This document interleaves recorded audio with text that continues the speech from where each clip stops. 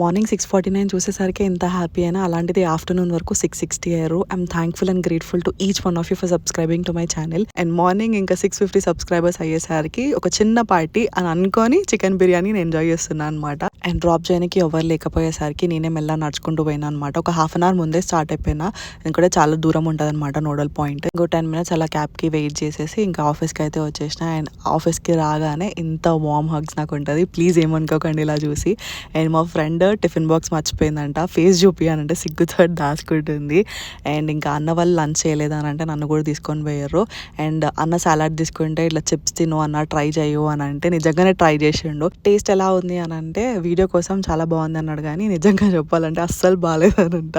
ఇంకా నాకైతే day night తోటి సంబంధం లేదు, కొంచెం హెడ్ ఏక్ ఆర్ స్లీపీ ఉంది అని అంటే పక్క కాఫీ పడాల్సిందే.